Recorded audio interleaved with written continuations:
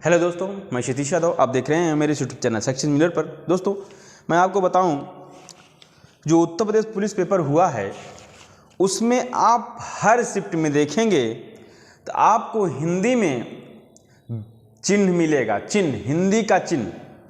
हिंदी में चिन्ह क्या होता है, कितने प्रकार के होता है, ये किस प्रकार पूछा गया है, हर पेपर में देखेंगे एक चिन्ह पूछा गया है। यानी 4 पेपर था, 4 क्वेश्चन चिन्ह का आया है। दोस्तों, कौन सा चिन्ह कहाँ पे लगेगा, इसके बारे में जो भी चिन्ह है आज हम सब चिन्ह पढ़ लेंगे। दोस्तों, अब आने वाले पेपर में चिन्ह तो आना ही है, तो कहीं से भी आए अब आप एक नंबर आप फिक्स कर लेंगे आज यहाँ 10 मिनट में।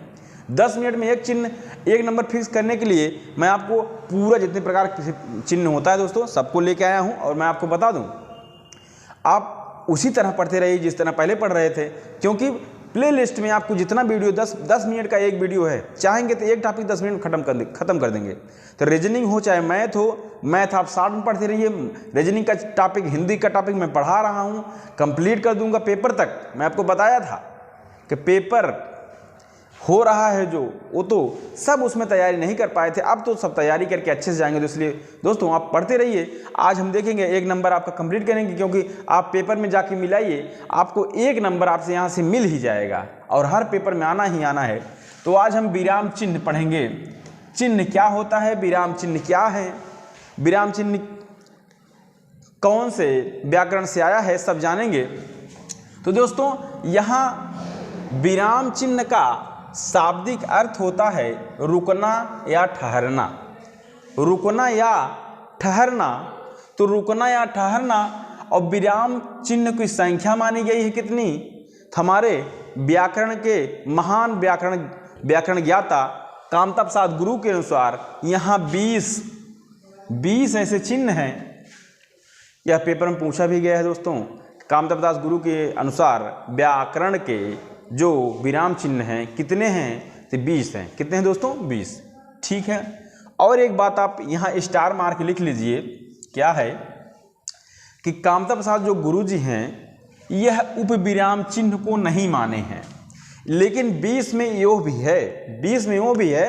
कहीं पूछा जाए इन 20 में बताइए कौन से हमारे कामता प्रसाद गुरु जी नहीं माने हैं, तो हम बताएंगे उपविराम। ठीक है दोस्तों, अब हम चलते हैं एक तरफ से चिन्ह को जानेंगे। यहाँ पे दिया है पहला अल्प विराम। अल्प विराम क्या होता है, कोई शब्द हम पढ़ रहे हैं तो उसमें थोड़ा ठहराव आ जाए, जहाँ पे थोड़ा ठहराव आ जाए उसे हम अल्प विराम कहते हैं। ठीक है। जैसे राम ने कहा, अब राम ने कहा, यहाँ पे रुक गए हम, थोड़ा अल्प विराम यहाँ लिख दिए। उसके बाद राम ने कहा कि मुझे जाना है, तो राम ने कहा मुझे जाना है, हम वहाँ पे रुक गए, यानी कहा। इसलिए जहाँ पे विराम वाली ठहराव आ जाए, रुकना आ जाए, उसे अल्प विराम कहते हैं दोस्तों। पूर्ण विराम, पूर्ण विराम की बात की जाए दोस्तों, जहाँ पे हमारा पूरा शब्द पूर्ण हो ही जाता है, जहाँ पे हमारा वाक्य पूर्ण हो जाता है उसे हम पूर्ण विराम कहते हैं। पूर्ण विराम का हमारा यह निशान है, देख लीजिए। अर्ध विराम, अर्ध विराम आपके लिए बहुत इंपॉर्टेंट है दोस्तों। अर्ध विराम हम वहाँ लगाएंगे, आप मेरी बात सुनते रहिए। अर्ध विराम का उपयोग हम वहाँ करेंगे जहाँ पे 2 डिग्रियों के बात हो। डिग्रियों जैसे यम ए, तो यम ए लग रहा है ना, तो ये अर्ध विराम है, अर्ध विराम यहाँ लगा है। यम ए, बी ए, बी एड, तो ये सब अर्ध विराम का उपयोग यहाँ होता है। अर्ध विराम का उद्धरण विवरण क्या है दोस्तों, देखिए इसे हम उद्धरण विवरण या अवतरण विवरण, अवतरण चिन्ह भी क्या कहते हैं, उद्धरण विराम या अवतरण। देखिए पेपर में यह 17 के फर्स्ट वाले में पूछा गया था कि बताइए कि यह अवतरण चिन्ह किसे कहते हैं। तो अवतरण चिन्ह हम उद्धरण विवरण को कहते हैं। अवतरण किसे कहेंगे, उद्धरण विवरण को। यह पेपर पूछा गया था दोस्तों। तो अवतरण यह कहाँ लगेगा, कोई जैसे कुछ शब्द लिख दिया जाए, ऊपर ऐसे बना दिया जाए, ऐसे ऐसे, उसके बाद आगे ऐसे, यहाँ कोई शब्द इसके बीच में लिखा जाए, ऐसे ऊपर से उद्धरण विवरण लगता है। यह एकहरण लगता है, द्विकहरण। एकहरण मतलब एक भी ऐसे लगा देता है, फिर उसके बाद 2 भी लगा सकते हैं इसको। यह उद्धरण या अवतरण चिन्ह कहा जाते हैं दोस्तों, उद्धरण या अवतरण चिन्ह। उसी प्रकार लाघव, लाघव चिन्ह क्या है दोस्तों, लाघव चिन्ह जैसे हम मोहम्मद लिखते हैं तो मोहम्मद ऐसे लिख के ऐसे छोड़ देते हैं, मोहम्मद हो गया। ठीक।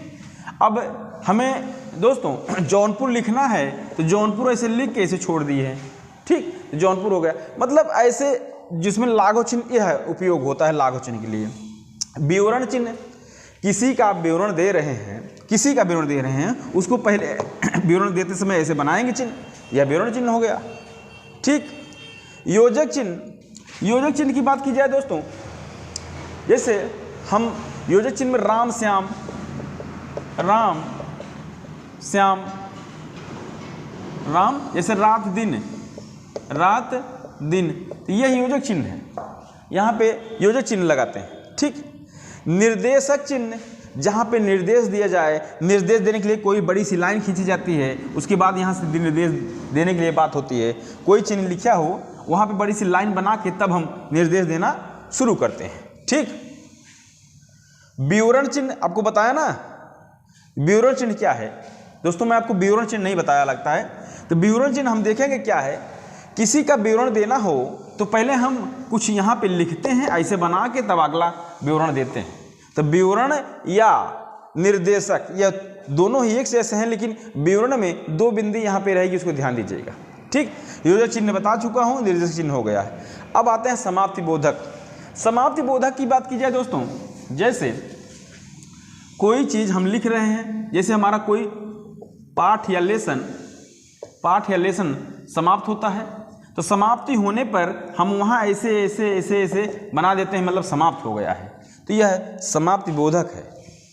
और ये आपके लिए यह भी बहुत इंपॉर्टेंट दोस्तों, हंस पद, त्रुटि बोधक, काक पद, इसे हंस पद, त्रुटि बोधक और काक पद भी कहते हैं दोस्तों। बात की जाए यह कैसे लिखा जाता है, जैसे यहाँ लिखे हैं राम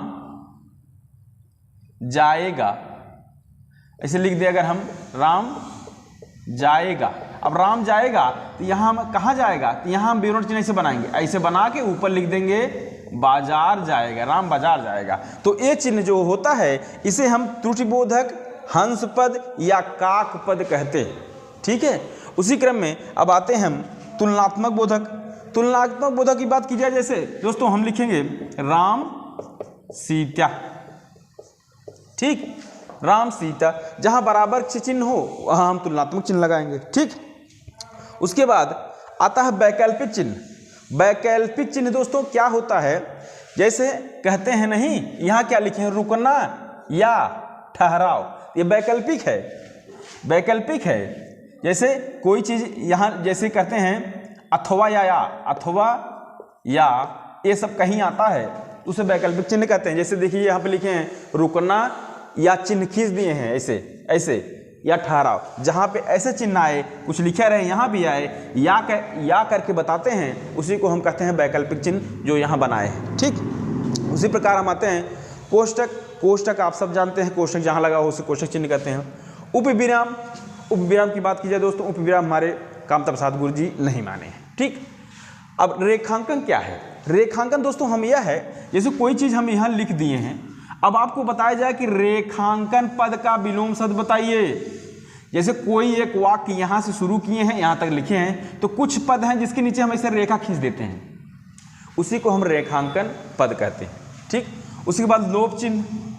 लोप चिन्ह की बात की जाए तो दोस्तों लोप चिन्ह क्या है, जहाँ पे यहाँ पे जैसे 1 2 3 4 डाट डाट डाट कर दिए हैं, तो यह लोप चिन्ह हो गया। आगे 5 6 7 8 9 10 11 12 इस चलते रहेगा, इसी को हम लोप चिन्ह कहेंगे, ठीक।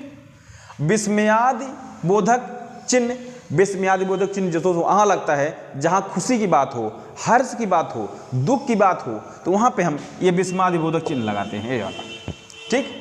और मैं आपको बता दूं, ये भी क्वेश्चन पूछा गया है, प्रश्नवाचक चिन्ह किसे कहते हैं, प्रश्नवाचक चिन्ह कहाँ पे लगेगा। जैसे क्या आप पढ़ने जाते हैं, अब क्या आप पढ़ने जाते हैं, देखिए यहाँ हम आपसे प्रश्न पूछ रहे हैं क्या, तो यहाँ पे प्रश्नवाचक चिन्ह रहेगा, यानी यह प्रश्नवाचक चिन्ह हो गया। यह 17 के सेकंड पेपर में पूछा गया था क्वेश्चन, 17 के सेकंड में, इसलिए आप इसको 20 पढ़ लीजिए।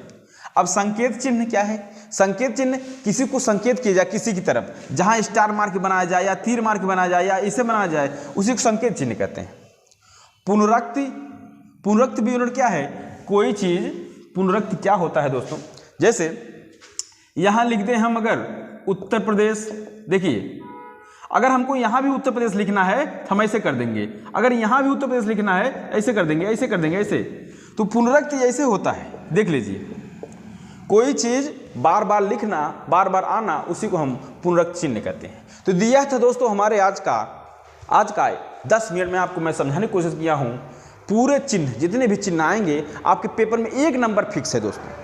आप इसको 1 बार 2 बार 3 बार पढ़िए, और आपको अच्छा लगा हो तो लाइक से सब्सक्राइब कमेंट जरूर करिए। ठीक है दोस्तों, धन्यवाद।